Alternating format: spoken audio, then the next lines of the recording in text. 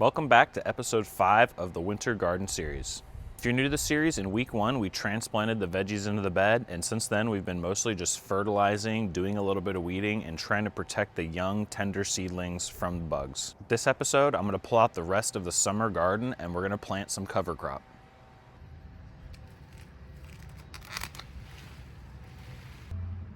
This was the purple bell pepper from this year, super short and squatty. So I removed all the plants. Now I just got to go in and do a little bit more weeding before I plant that cover crop.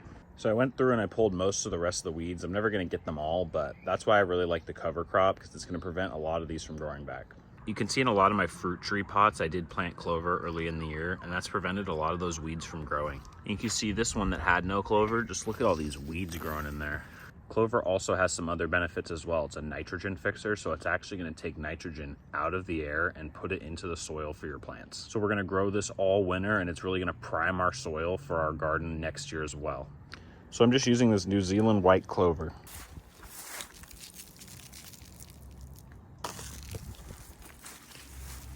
I'm going to sow these pretty thick, and any spots that get missed, I can always come back and grab later. I want to keep the clover seed wet while it's germinating. It takes about a week or two, but it's going to rain every day where I live, so I'm not even going to have to worry about it.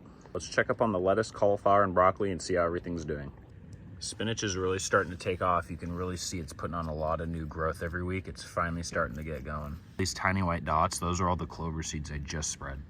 Really digging the pointy spinach. Lettuce is really starting to take off as well. Even this one that was getting eaten up really bad, you can see it's starting to grow back a little bit.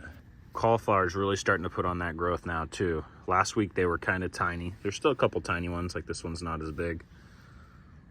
This one's not huge either, but they're really starting to take off now.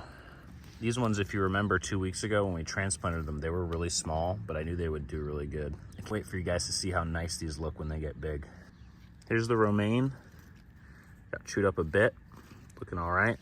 This one mostly disappeared, but you know, that's just the way it goes. That's why you can see, like I've mentioned, I like to really overplant just in case things just get destroyed. You always have some extra ready to go. One last thing I am going to do real quick. I have 2 of these green onions in a 1 gallon. I have 2 of these. I'm going to take one and I'm going to put it in the bed and see how it does this winter. I mean, look at the roots on that thing. I got away with a 1 gallon all summer, but definitely going to be happy to be in some real dirt. That's it for episode 5 today, guys.